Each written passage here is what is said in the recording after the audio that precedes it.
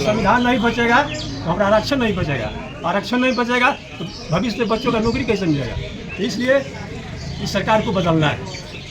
ये सरकार गरीबों की सरकार नहीं है, पूंजीपतियों की सरकार है। इसलिए महागठबंधन के प्रत्याशी दीपक यादव जी को लगते हैं छत पर वोट लगा करके जिताने का काम करें।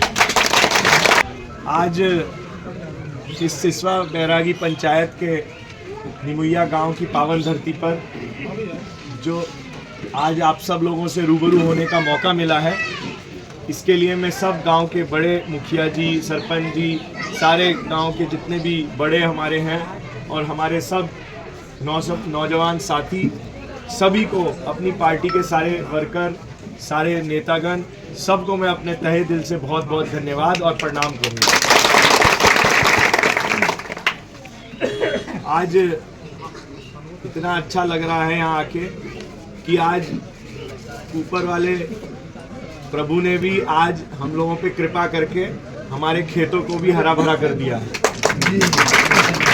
आज का दिन बड़ा अच्छा दिन है कि ऐसे दिन आपसे मुलाकात हुई है जिसमें हमारे सारे गरीब किसानों के चेहरे पे मुस्कुराहट है। आज बड़े दिन बाद जो ये हमारा सुखाड़ पड़ रहा था हमारे गन्ने में, वो आज हमें बहुत राहत दे रहा है।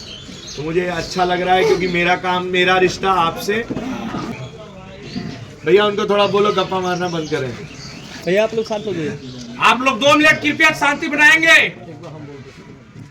हाँ देखो, अब सुनने में अच्छा ना लगेगा। तो इसी तरीके से हमने विरोधियों को भी शांत कर देना एक दिन, ठीक है,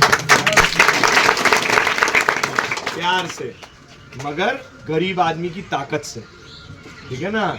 सब अच्छा काम करें।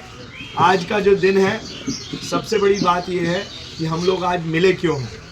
मिले इसलिए हैं कि 5 साल बाद प्रजातंत्र का ये त्यौहार आ रहा है, और ये त्यौहार ही नहीं, ये जिम्मेदारी है हम लोगों की। ये जिम्मेदारी अपने बच्चों के भविष्य, अपने सारे नौजवानों का भविष्य और हमारी जो आने वाली पीढ़ी है उसके भविष्य के लिए ये प्रजातंत्र का त्यौहार बहुत ज़रूरी है।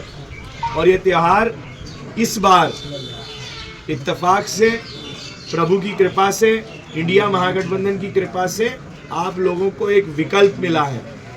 2 तरीके के इस बार संघर्ष चल रहे हैं। एक संघर्ष ये कहता है इंडिया महागठबंधन का कि हम लोग किस मुख्य मुद्दे को धरती पे लेके आए हैं। इंडिया महागठबंधन के पास सिर्फ 3 ही मुद्दे हैं, और वो मुद्दे क्या हैं?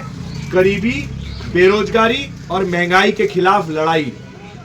हमारा जो गठबंधन है, उसके जो मैनिफेस्टो है, उसका जो चुनाव का प्रचार पत्र है, उस प्रमाण पत्र में सिर्फ 3 बात लिखी है कि गरीबी, महंगाई, बेरोजगारी को दूर करना है और उसके लिए क्या क्या कदम वो उठाएंगे। उसमें कई 100 बातें लिखी हैं, मगर उन सब बातों का लक्ष्य इन 3 बातों से लड़ना है।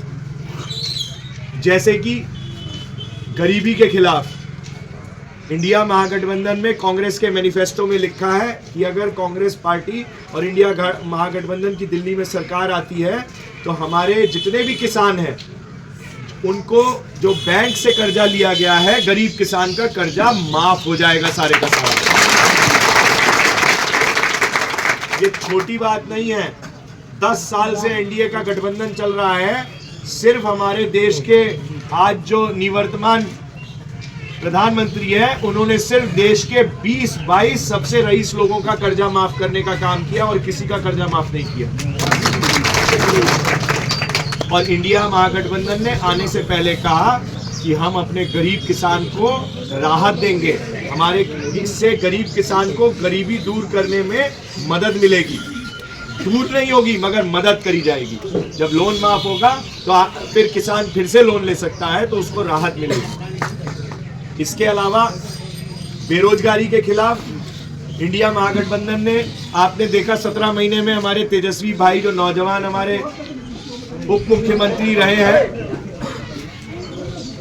उप मुख्यमंत्री जो रहे, उन्होंने 17 महीने में 5 लाख हमारे नौजवानों को सरकारी नौकरी देने का काम किया।